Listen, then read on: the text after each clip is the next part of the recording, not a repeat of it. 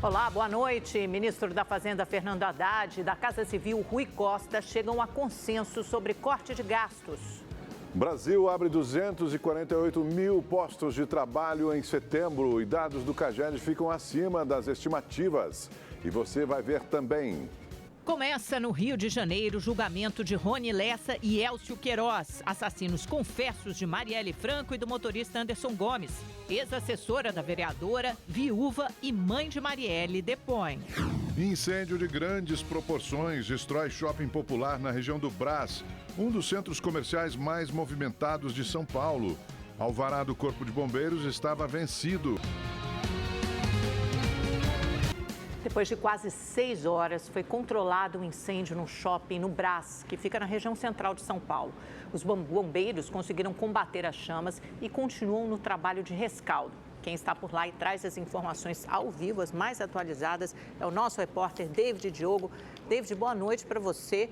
Bom, pelo visto, ainda há uma fumaça intensa, né? Você está usando essa máscara facial, provavelmente para se proteger da fumaça, resquício do incêndio de hoje de manhã. Boa noite. Como é que está a situação por aí, David?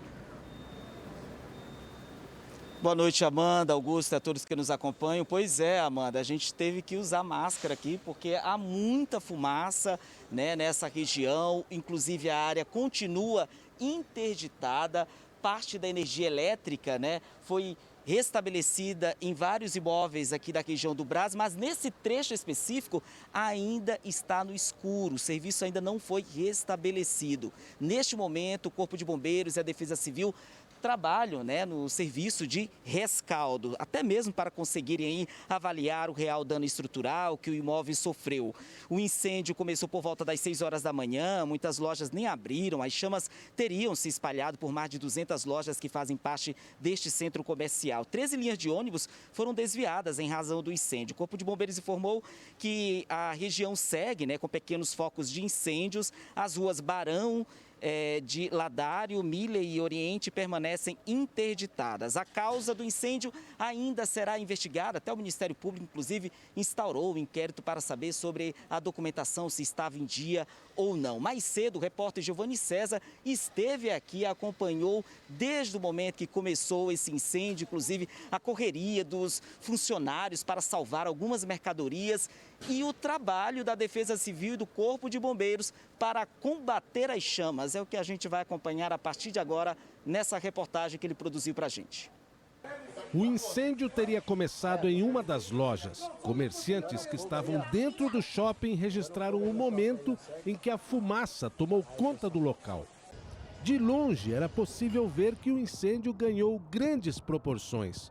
Do alto, a imagem era assustadora. O caos se instalou na rua Barão de Ladário, uma das mais movimentadas do Brás, região conhecida por ser um polo comercial. Uma multidão se formou em frente ao local do incêndio, dificultando a chegada das equipes de socorro.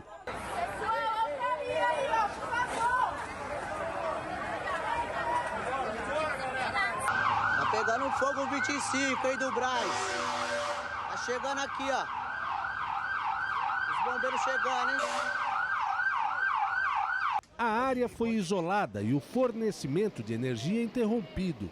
Cerca de 400 imóveis foram afetados ao longo do dia. Linhas de ônibus precisaram ser desviadas.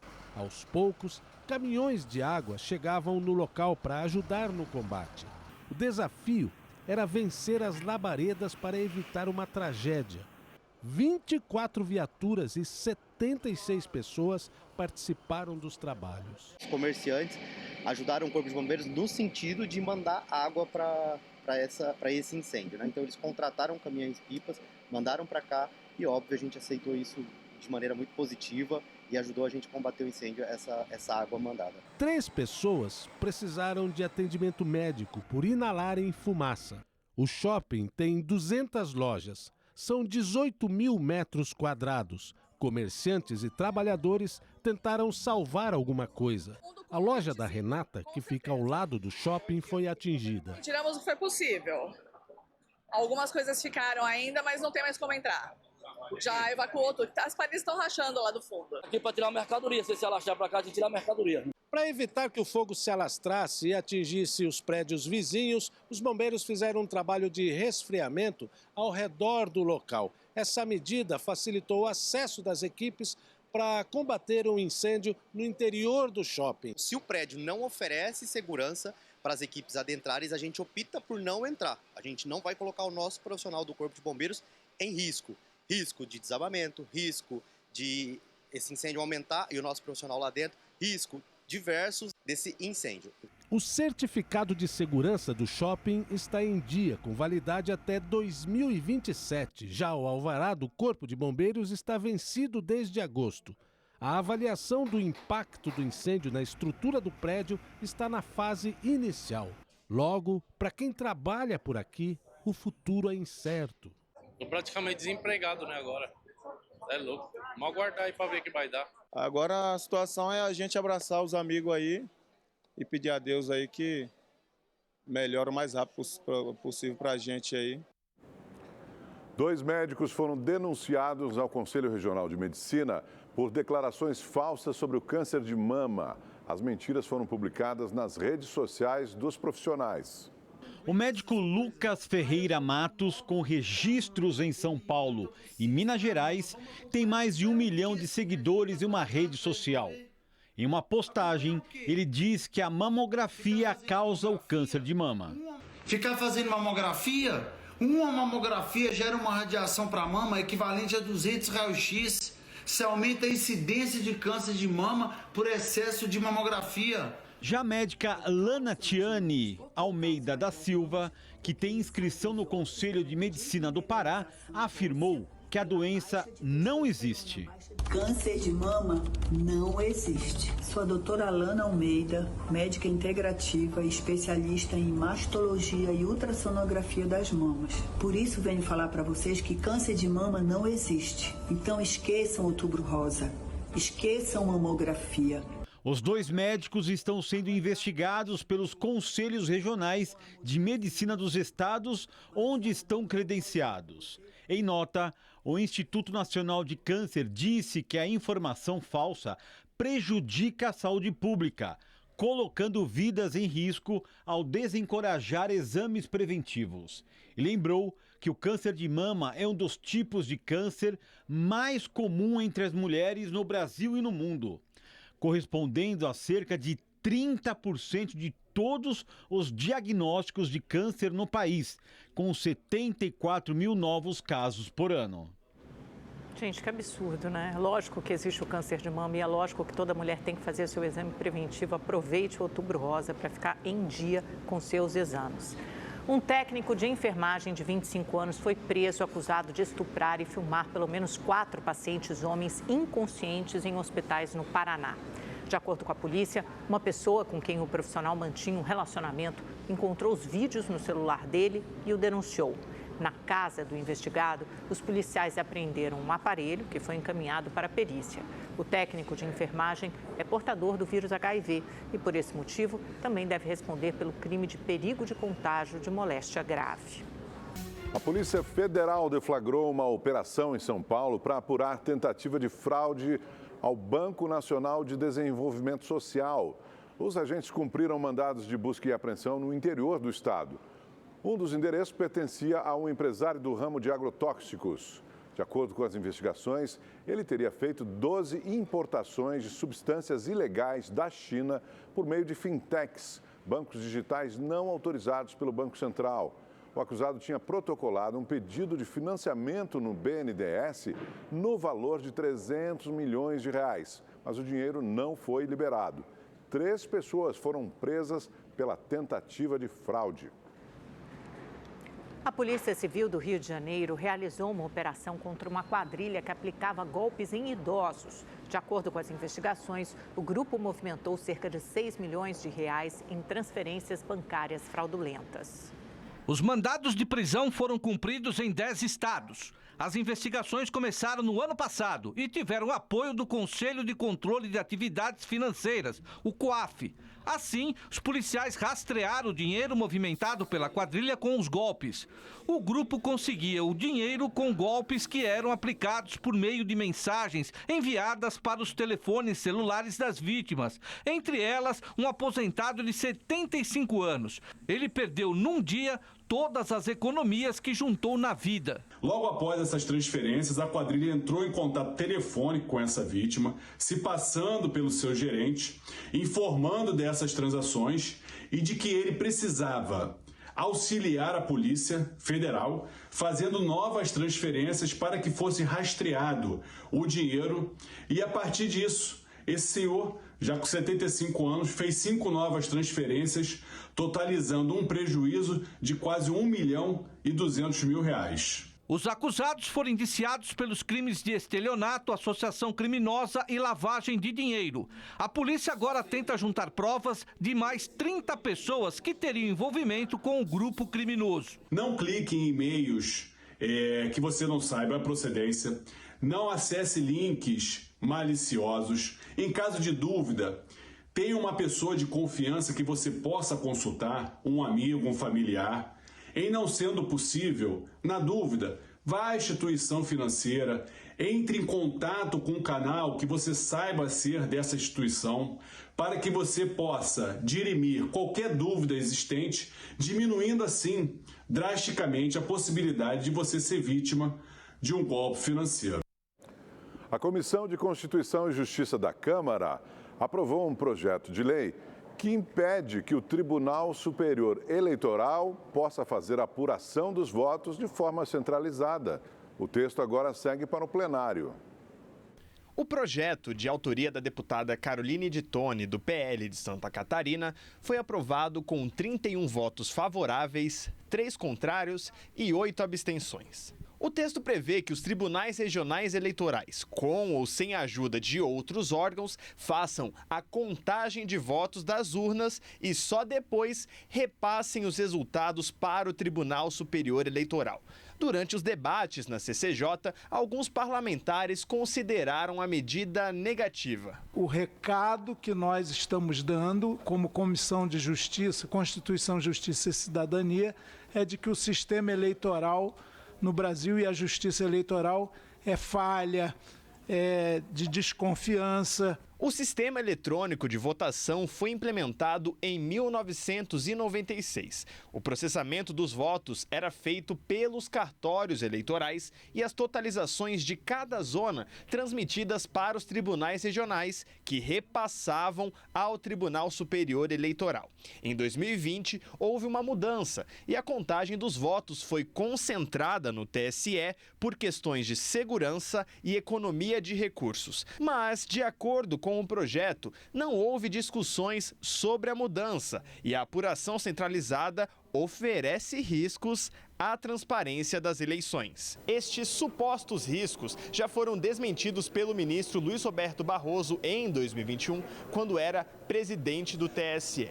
À época, ele afirmou que a centralização da apuração fazia parte da evolução do sistema eleitoral brasileiro. Segundo juristas, mesmo que este projeto vire lei, não deve haver mudanças significativas no atual processo de apuração. Então, o que ele tem por objetivo, nesse sentido, seria evitar que eventual normativa interna do Tribunal Superior Eleitoral avançasse sobre um processo de totalização, que é algo mais prático, dos tribunais regionais eleitorais. O modelo constitucional já outorga ao Tribunal Superior Eleitoral esse poder normativo de regulamentar o funcionamento das eleições através das suas resoluções. Isso é um poder normativo constitucional. O texto agora vai passar pelo plenário da Câmara. Se aprovado, segue para o Senado. O Conselho de Ética da Câmara dos Deputados ouviu hoje as testemunhas de acusação no processo contra o deputado Glauber Braga, do PSOL do Rio de Janeiro. O deputado é acusado de quebra de decoro parlamentar por ter expulsado da Câmara aos chutes Gabriel Constenaro, um militante do MBL. O caso aconteceu no dia 16 de abril. À época, Glauber Braga disse que foi provocado por Constenaro, que teria feito insultos se referindo à mãe do deputado. Os depoimentos de hoje foram marcados por novas provocações. O senhor afirmou em um vídeo seu, que ainda está nas suas redes sociais, que minha mãe é uma safada. Aí eu pergunto, o senhor se arrepende? No todo o contexto do vídeo, eu não retiro o que eu disse. Todas as vezes em que o nome dela for citado de maneira ofensiva como for, pode ter a certeza, vai ter da minha parte reação, questionamento, indignação. Também foram ouvidos os deputados Alberto Fraga, do PL do Distrito Federal, e Kim Kataguiri, do União Brasil de São Paulo, autor da representação. O governo federal anunciou um investimento de mais de R$1,5 trilhão para o desenvolvimento sustentável do setor industrial nos grandes centros urbanos do país. Os recursos devem ser aplicados até 2029. O montante anunciado será destinado à reestruturação das cidades com projetos de mobilidade, com foco na manutenção e duplicação de rodovias, além de construção e manutenção de portos e aeroportos. Habitação e saneamento básico também serão prioridades. O dinheiro virá de entidades parceiras e do governo federal.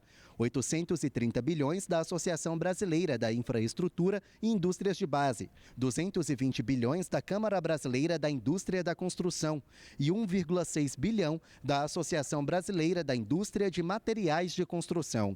Já no caso do governo federal, 490 bilhões serão da Caixa, do Banco do Nordeste e do BNDES, e 113 bilhões das linhas de crédito e subvenções, sendo 48 bilhões já destinados e outros 65 bilhões disponíveis. O presidente Lula esteve na cerimônia, mas não discursou. O vice-presidente e ministro da Indústria, Comércio e Serviços disse que o anúncio faz parte do projeto Nova Indústria Brasil e destacou que o apoio da iniciativa privada é fundamental. Esse investimento é o que mais gera emprego, porque construção civil é emprego na veia e é rápido. Então, ele impulsiona a atividade econômica e melhorando a qualidade de vida da nossa população. A parceria também vai investir quase 2 bilhões de reais na produção de baterias. O objetivo é garantir que até 2026, 3% dos veículos eletrificados brasileiros utilizem baterias nacionais, percentual que deve atingir 33% até 2033. Gostaria de rapidamente destacar 2 vetores que nós julgamos fundamentais para o sucesso desta missão do NIB.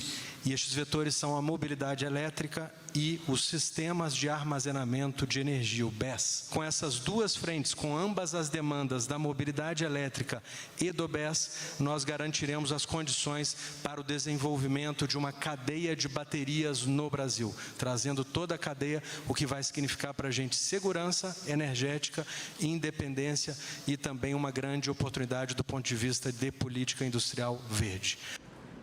O senador Ângelo Coronel, do PSD da Bahia, que é o relator do orçamento do ano que vem, de 2025, reuniu-se hoje com o ministro do Supremo Tribunal Federal, Flávio Dino, para discutir o projeto que cria regras para a destinação de emendas parlamentares. O repórter Marcos Amoroso acompanhou e tem mais detalhes. Boa noite, Marcos. Bom, as emendas parlamentares continuam suspensas, por determinação do ministro do STF, Flávio Dino. Ele quer justamente que se estabeleça um critério de transparência e de rastreabilidade, que a gente saiba exatamente para onde está indo e como está sendo empregado o dinheiro público, que afinal de contas é uma norma constitucional, Amoroso? Mas como é que foi essa reunião? Exatamente, Amanda. Até para poder tentar destravar todo esse imbróglio, para poder resolver essa situação entre Congresso e o STF, o relator do orçamento ele fez uma sequência de reuniões aí, como você disse, e a principal foi com o ministro Flávio Dino. E por que ele foi atrás do ministro Flávio Dino, da Advocacia Geral da União?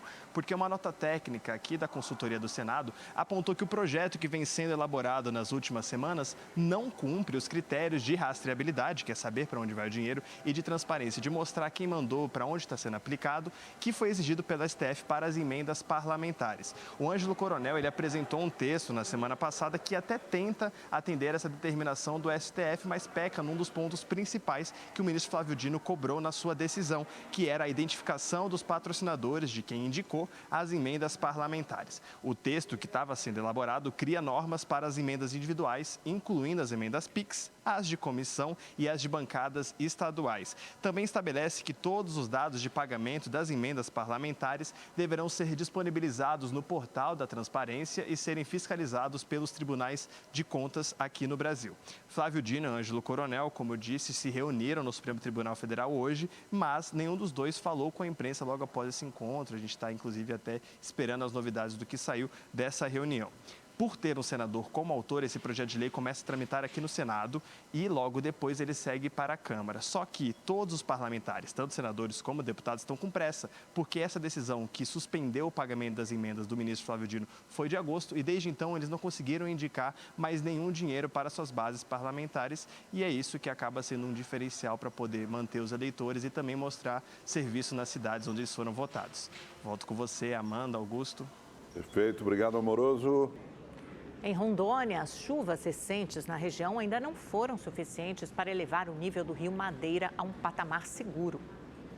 A situação do Rio Madeira restringe a navegabilidade e afeta o transporte de mercadorias, o deslocamento da população e até o abastecimento de água nas comunidades ribeirinhas. Então a gente ajuda na campanha, levando os alimentos, o SESC arrecada a alimentação e a gente faz o transporte auxiliando nessa demanda de transporte fluvial. O nível do Rio Madeira tem oscilado de 76 até 80 centímetros e mesmo com o início do período chuvoso, o volume das chuvas não está sendo suficiente para garantir uma navegação segura. É por isso que as restrições devem continuar até janeiro de 2025. Essas chuvas para esse trimestre, elas vão ser chuvas abaixo da média, né? A gente ainda prevê que até o final de novembro a gente vai estar abaixo dos 3 metros e que os 4 metros, com base em anos anteriores, em situações semelhantes, eles devem demorar aí para ser recuperados. Mais de 15 mil litros de água foram entregues para as comunidades ribeirinhas afetadas.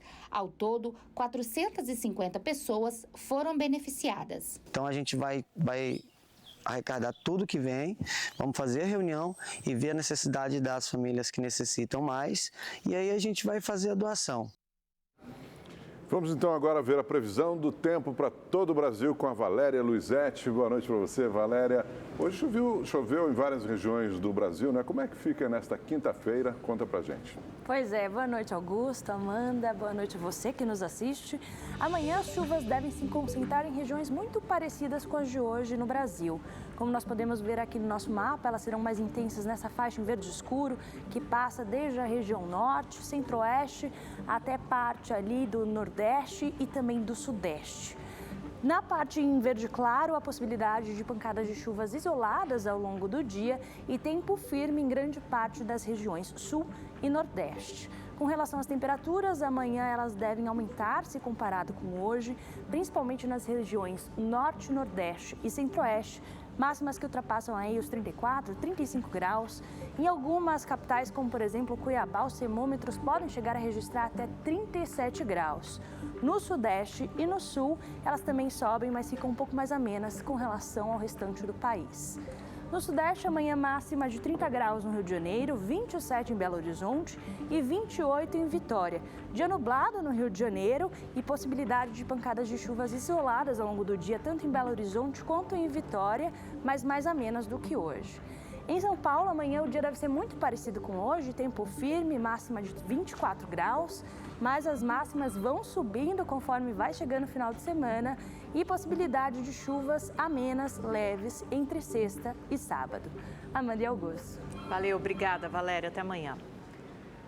Depois de dizer que não havia uma previsão para o governo anunciar as novas medidas fiscais, as medidas de corte de gastos públicos, o ministro da Fazenda, Fernando Haddad, voltou atrás, porque o mercado ficou muito nervoso e ele disse que as propostas devem ser anunciadas em breve.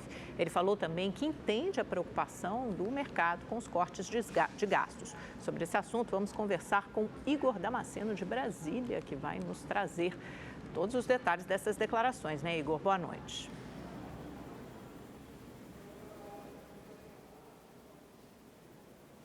Amanda, boa noite a você, boa noite também ao Augusto e a todos que nos acompanham. Segundo o ministro Fernando Haddad, o governo federal deve focar na elaboração de propostas sobre contenção de gastos. Ele também disse que a equipe econômica e a Casa Civil estão alinhadas nas ideias que foram apresentadas até o momento. Assim que o texto estiver pronto, vai ser discutido com os parlamentares. A matéria também deve ser encaminhada ao Congresso na forma de proposta de emenda constitucional.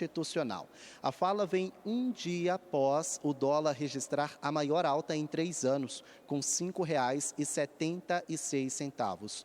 O mercado financeiro está preocupado com as contas públicas do Brasil e o governo federal se comprometeu a equilibrá-las. Haddad disse que a ideia não é aumentar impostos, mas sim conter gastos para evitar prejuízos. O ministro também disse que entende o nervosismo do mercado, mas que o objetivo da demora da apresentação dessas propostas é justamente que esteja tudo bem alinhado para ser bem recebido no Congresso Nacional.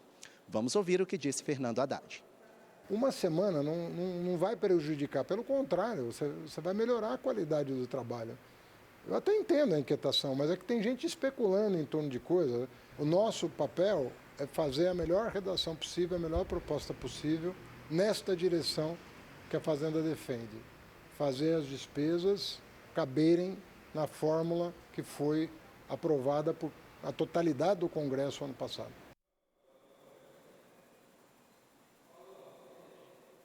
Bom, já a ministra do Planejamento e Orçamento, Simone Tebet, disse que o governo federal está elaborando 2 pacotes de medidas de revisão de gastos. Segundo ela, programas sociais considerados ineficientes vão ser cortados ou reduzidos. Tebet também afirmou que tudo vai ser apresentado ao Congresso Nacional até a 2ª semana de novembro. E as propostas, pelo menos a expectativa é essa, é que sejam votadas só no ano que vem, lá no Congresso Nacional. A ministra também garantiu que não haverá redução de direitos. Vamos ouvir. Foi um consenso entre o ministro Haddad e eu, né? Não é só porque é pedido do presidente Lula, é porque é por justiça social. Nós não vamos mexer com direitos de ninguém, mas tem muita coisa para mexer, muita política pública ineficiente que pode ser remodelada. A Câmara dos Deputados concluiu hoje a votação do projeto que estabelece regras para o comitê que vai gerenciar os recursos arrecadados com o Imposto sobre Bens e Serviços, o IBS, que é o novo imposto criado pela reforma tributária. Essa é a segunda proposta de regulamentação da reforma. A primeira definiu a alíquota dos novos impostos e normas, como, por exemplo, os alimentos que ficarão isentos. Os 2 textos agora precisam ser aprovados pelo Senado. Em Mato Grosso do Sul, a Polícia Federal cumpriu mandados de busca e apreensão relacionados à operação que investiga o falso processo de filiação do presidente Lula, do PT, ao Partido Liberal, o PL. A investigação apontou que o suspeito inseriu informações pessoais de Lula em um formulário no site do PL e um funcionário do partido validou o cadastro. A PF adiantou que o crime investigado não se trata de invasão ao sistema, mas de uso indevido de informações nos formulários de filiação.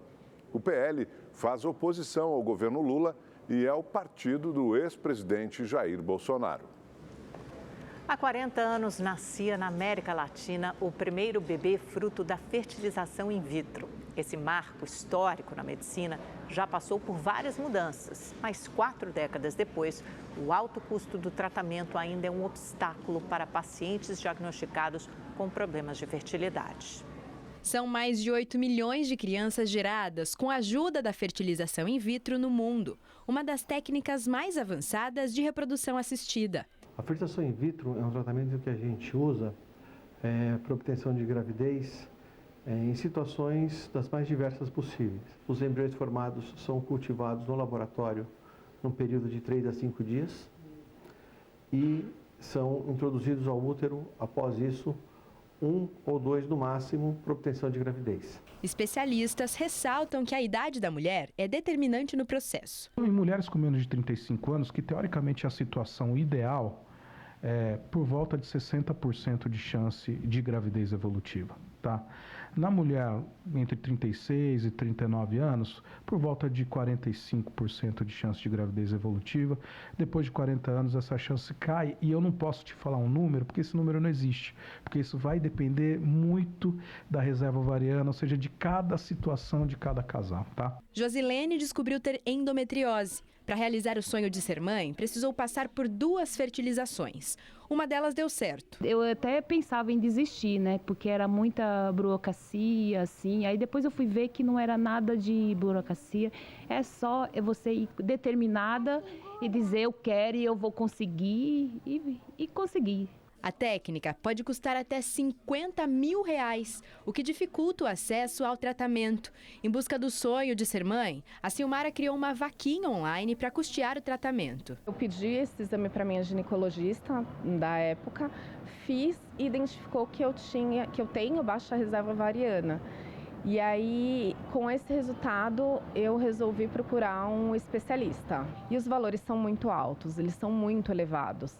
Não são nada acessíveis. Desde 2005, a FIV está prevista na política do Ministério da Saúde. Porém, o tratamento ainda não consta na tabela do SUS. Apesar disso, 10 centros de reprodução humana do país atendem pelo Sistema Único de Saúde. Aqui em São Paulo são 4. Um deles é o Hospital das Clínicas. Para conseguir atendimento, a paciente precisa ter até 38 anos de idade e agendar uma consulta em um posto de saúde. Não existe uma fila aqui dentro, existe uma fila fora daqui, das pacientes a serem encaminhadas para cá. Para atender esse público da melhor forma possível, nós limitamos a 2 tentativas de fertilização in vitro por casal. Tenho muita fé que vai dar certo, até porque assim, eu acho que a partir do momento que Deus coloca um desejo no seu coração, ele nunca é impossível de ser realizado. Mulheres, conquista o sonho de vocês. Está aqui, ó, minha princesa, que eu achava que eu não ia conseguir, mas eu consegui. Mulher. Linda, maravilhosa. A gente Esse é o sonho da fertilização in vitro. De fazer o sonho das mulheres. Que bonitinha. A Comissão de Educação da Câmara dos Deputados aprovou o projeto de lei que proíbe o uso de celular em escolas públicas e particulares, inclusive nos intervalos. O texto também proíbe o uso dos smartphones por crianças de até 10 anos. A proposta autoriza o uso em sala de aula somente para fins pedagógicos e de acessibilidade, inclusão e condições médicas. A proposta ainda vai ser analisada pela Comissão de Constituição e Justiça da Câmara. O IBAMA pediu novas informações à Petrobras sobre o plano para exploração de petróleo na margem equatorial brasileira, que vai do litoral do Rio Grande do Norte ao Amapá. Técnicos do Instituto querem mais detalhes sobre a estrutura para contenção de danos em casos de emergência. A margem equatorial é considerada uma região de grande potencial pelo setor de óleo e gás, mas caracterizada como sensível do ponto de vista ambiental. Começou hoje o julgamento dos 2 acusados de matar a vereadora Marielle Franco e o motorista Anderson Gomes. O repórter Tony Vendramini acompanhou o júri no Tribunal de Justiça do Rio e tem as informações. O que todos nós esperamos é por justiça 6 anos depois, né, Tony? Boa noite. Sem dúvida. Boa noite, Amanda. Boa noite, Augusto. Boa noite a todos que nos acompanham. Já são cerca de 10 horas de julgamento do Rony Lessa e do Elcio de Queiroz, os executores confessos da Marielle Franco e do motorista Anderson Gomes, e ainda há pouco a juíza Lúcia Glioshi anunciou que vai prosseguir durante a noite e, se for preciso, até mesmo durante a madrugada, até o final. Portanto, nas primeiras horas da quinta-feira, esse julgamento já deve ter um resultado. Os depoimentos das testemunhas já terminaram. Nesse momento, o Rony Lessa está sendo interrogado por videoconferência, já que ele está no presídio de Tremembé, em São Paulo. 8 das 9 testemunhas convocadas foram ouvidas, 6 pelo Ministério Público e 2 policiais federais que foram chamados pela defesa do Rony Lessa. A defesa do Elcio de Queiroz dispensou as testemunhas. Uma perita que foi convocada pelo Ministério Público não compareceu e teve depoimento da fase de instrução reproduzido por vídeo. As famílias de Marielle e Anderson estão por aqui e ainda há pouco a ministra da Igualdade Racial, Aniele Franco, irmã da Marielle Franco, veio conversar com jornalistas, acompanhada da filha da Marielle, a Luiara, e falou um pouco da emoção de acompanhar esse julgamento. Vamos ouvir. Uma das coisas que mais me marcou hoje foi ouvir a voz da Mari de novo, rever fotos, passar por todo o caso, né? E mais uma vez eu reitero muito assim, a missão da família, a força da minha mãe. E é isso, a expectativa é que agora a gente consiga, talvez, eu não sei ainda o horário, ter alguma resposta ainda hoje. Mais cedo, ao ser ouvida, a viúva do motorista Anderson Gomes, a Agatha Reis, também se emocionou muito ao dizer que o crime prejudicou o desenvolvimento do filho e privou a criança da companhia do pai. Vamos ouvir.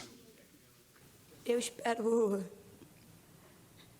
ver as pessoas que me tiraram, o Anderson, que tiraram o pai do Arthur, pagarem pelo que elas fizeram.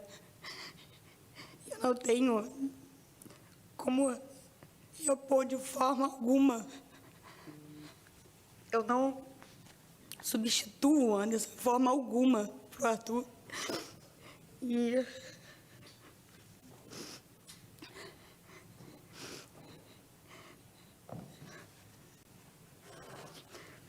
eu nunca, por mais que eu consiga mostrar um pouco do que o Anderson representa para mim, do que ele representa para o Arthur, não vai chegar perto do que ele era de fato. Eu não consigo. Foram ouvidas também a assessora da Marielle Franco, a Fernanda Chaves, que sobreviveu ao atentado, a mãe da vereadora, a Marinete Silva, e a viúva da Marielle, a Mônica Benício. Vamos ver como foram esses depoimentos na reportagem da Natália Fonseca. Em frente ao Tribunal de Justiça do Rio, familiares e amigos da vereadora Marielle Franco e do motorista Anderson Gomes fizeram uma manifestação pedindo respostas e punição aos acusados. Marielle perguntou! Eu também vou perguntar! Quanto mais tem que morrer, essa guerra acabar! Esses indivíduos réus, confesso, eles precisam ter uma condenação exemplar para que passem a mensagem de que eles não são Deus, eles não podem tirar a vida de nenhum ser humano e ficar impune, porque o que eles fizeram, eles pensaram na impunidade. 6 anos, 7 meses e 16 dias após os assassinatos de Marielle Anderson, os ex-policiais militares Rony Lessa e Elcio de Queiroz, acusados de executar o crime, enfrentam um júri popular. Os assassinos confessos estão presos desde 2019 em unidades de segurança máxima fora do estado e acompanham o júri por videoconferência. O Ministério Público pediu a pena máxima para os réus, 84 anos de prisão. O julgamento previsto para finalizar amanhã contará com o depoimento dos réus e de 9 testemunhas. 7 foram indicadas pelo Ministério Público e 2 pela defesa de Rony Lessa. A defesa de Elcio de Queiroz desistiu de ouvir as testemunhas que havia requerido. Indicada pelo MP, a jornalista Fernanda Chaves era assessora de Marielle Franco. Única sobrevivente do ataque, foi a primeira testemunha a ser ouvida. Ela pediu para que os réus não acompanhassem seu depoimento e relembrou os momentos de pânico. Houve a rajada, eu me abaixei, me encolhi atrás do banco. Eu percebi que o Anderson esboçou dor, falou ai, mas não foi alto, nem foi um suspiro. Eu percebi que o carro estava andando. Eu notei os braços do Anderson soltarem. Eu estava atrás do banco dele, abaixada. Eu notei o braço dele direito soltar do volante. Marielle estava imóvel.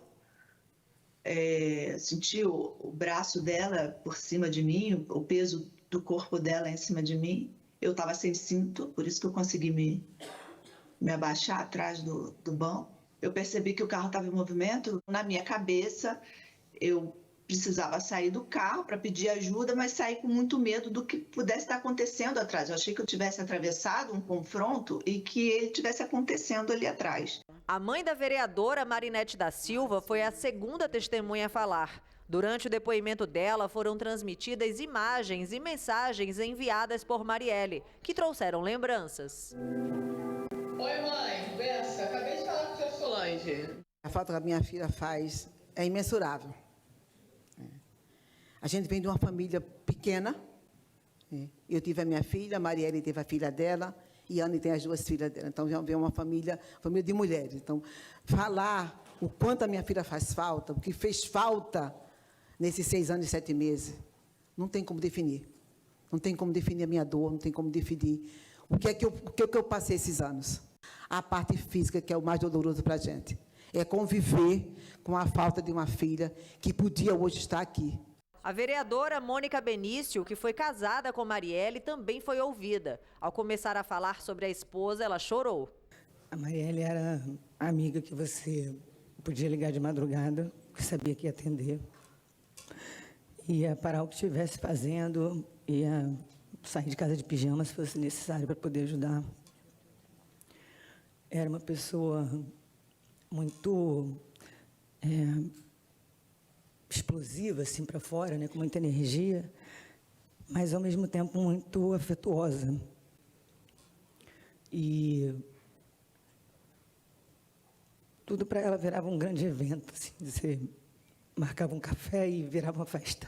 No depoimento de delação premiada, Rony Lessa disse que fez os disparos que mataram Marielle Anderson, enquanto Elcio confessou que era ele quem dirigia o carro usado no crime. Os dois respondem por duplo homicídio triplamente qualificado. Ao longo das investigações, 5 delegados estiveram à frente do caso, que foi marcado por tentativas de obstrução do trabalho da Polícia Civil. No ano passado, a pedido do presidente Lula, a Polícia Federal também passou a apurar os fatos. No dia 24 de março deste ano, foram presos o deputado federal Chiquinho Brazão e o irmão dele, Domingos Brazão, conselheiro do Tribunal de Contas do Estado, além do delegado Rivaldo Barbosa, que na época do ataque era chefe de Polícia Civil do Estado. A ação foi deflagrada após a delação premiada de Rony Lessa, que apontou os irmãos Brazão como mandantes do crime, enquanto Rivaldo teria participado do planejamento do atentado e atrapalhado a apuração do caso. Todos negam participação. Os 3 estão sendo julgados pelo Supremo Tribunal Federal. No mês passado, a Justiça do Rio condenou a 5 anos de prisão em regime semiaberto Edilson Barbosa, o Orelha, dono de um ferro velho e que ajudou os assassinos a se desfazerem do carro usado na execução. Também está preso pelo crime o sargento do Corpo de Bombeiros, Maxwell Simões, o Suel, apontado como responsável pelo monitoramento da vereadora. Segundo as investigações, a atuação de Marielle Franco na Câmara de Vereadores estaria atrapalhando os interesses dos irmãos Brazão, que tentavam legalizar terrenos irregulares em áreas de milícia. Bom, por aqui segue o interrogatório do Rony Lessa e depois será a vez do Elcio de Queiroz. Depois do interrogatório dos réus, começa a fase de sustentação. 1 hora para o Ministério Público e 1 hora para as defesas. Pode ter réplica e tréplica com meia hora para cada uma. Depois vem a fase da formulação dos quesitos, em que as perguntas feitas pela juíza devem ser aprovadas pelas partes. A seguir, os jurados vão para a sala secreta e devem chegar a uma decisão por maioria simples. Em seguida, a juíza aplica a dosimetria e retorna para ler a sentença. O presidente da Embratur, Marcelo Freixo, com quem Marielle trabalhou por muito tempo, também conversou com os jornalistas e disse que espera que o resultado desse julgamento traga mudanças para o Rio de Janeiro. Vamos ouvir. São 6 anos onde se tentou de tudo para que esse dia do julgamento não chegasse. Então é muito, e o que a gente espera é que a gente chegue a um momento importante de condenação justa, né, enfim, mas que também revele algo que possa mudar o Rio de Janeiro. O Rio de Janeiro é um lugar que é capaz de ter um grupo de matadores chamado Escritório do Crime, né? Talvez a sede do Escritório do Crime tivesse sido, ao longo de muitos anos, a Delegacia de Homicídios. Então, bons policiais, né, não conseguiram fazer os seus trabalhos. É bom lembrar que foram 5 delegados durante o caso. Sempre que o delegado avançava, era trocado. Então, houve muita tentativa de não fazer chegar a esse momento. E depois de muita luta, a gente conseguiu chegar. Então, esse é um dia muito importante, é um dia muito forte para a segurança pública do Rio de Janeiro. Olha, a criação de vagas de emprego com carteira assinada subiu em setembro. Quase 250 mil trabalhadores conquistaram um emprego formal. Os dados divulgados hoje pelo Ministério do Trabalho revelam um crescimento expressivo em relação ao mesmo período do ano passado. Confira agora na reportagem de Felipe Brosco. No mês de setembro, foram criadas 247.818 vagas de trabalho com carteira assinada no país, segundo os dados divulgados hoje pelo CAGED, o Cadastro Geral de Empregados e Desempregados. Resultado 21% maior que o registrado em setembro do ano passado. Já são 1.981.557 vagas criadas no acumulado do ano até setembro.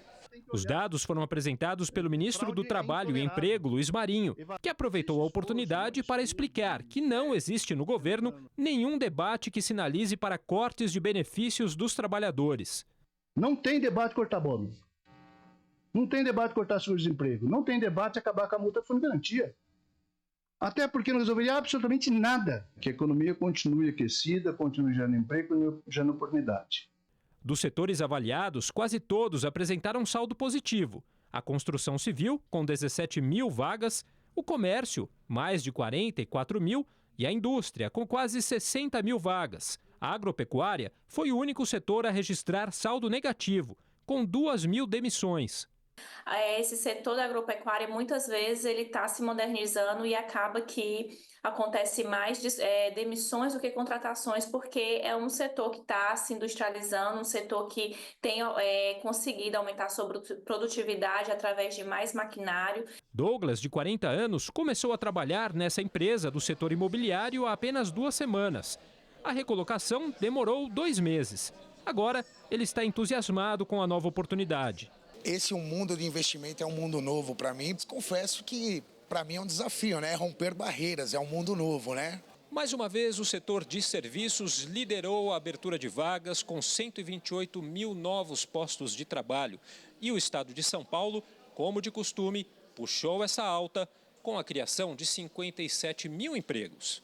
São Paulo, Rio de Janeiro são capitais, tanto a capital quanto o estado são regiões muito dinâmicas. Então, quando a economia vai bem, o mercado de trabalho vai bem, esses estados eles tendem a performar melhor do que os outros estados do Brasil. O Ministério de Portos e Aeroportos lançou o Plano Nacional de Transporte Aéreo Animal. A medida busca garantir mais segurança para os pets e alinhamento com as práticas internacionais. O documento prevê melhorias na rastreabilidade dos animais durante o transporte, com um sistema que permita o acompanhamento em tempo real pelo tutor. Determina atendimento veterinário emergencial em aeroportos e um canal de comunicação direta para tratar de regras de transporte e atualizações sobre a situação do voo. Também estabelece uma padronização das práticas de transporte, com foco no bem-estar e na segurança dos animais. O documento foi criado em homenagem ao cão Joca, que morreu em abril deste ano durante o transporte aéreo feito pela empresa Gol. E a ideia nossa é que a gente possa assinar a portaria hoje conjuntamente, ela será publicada amanhã e as companhias aéreas terão 30 dias para poder se adequar a essa nova normatização e essa nova política pública. E a partir daí a gente vai, através da ANAC, fazer todo o trabalho de monitoramento, fiscalização e acompanhamento. No Ceará, um incêndio de grandes proporções atinge desde ontem a Chapada Nacional do Araripe, na região do Cariri. Segundo o Corpo de Bombeiros, uma área de 142 hectares, correspondente a 130 campos de futebol, foi totalmente devastada pelo fogo. Mais de 40 agentes continuam trabalhando para controlar as chamas. A suspeita é que o incêndio tenha origem criminosa. Tão triste a gente assistir isso de novo, né? Durante todo o inverno, a quantidade de queimadas, incêndios que vimos em várias regiões do país, obviamente são incentivadas pela seca histórica, mas sempre tem origem na ação humana, né? Muitas vezes ação criminosa. É isso que precisa ser investigado e coibido. Olha, muito obrigada pela sua audiência. O Rede TV News fica por aqui. Amanhã tem mais. Voltamos a partir das 7 da noite e contamos, claro, com a sua presença. Até lá. Obrigado pela sua companhia. Uma ótima noite para você.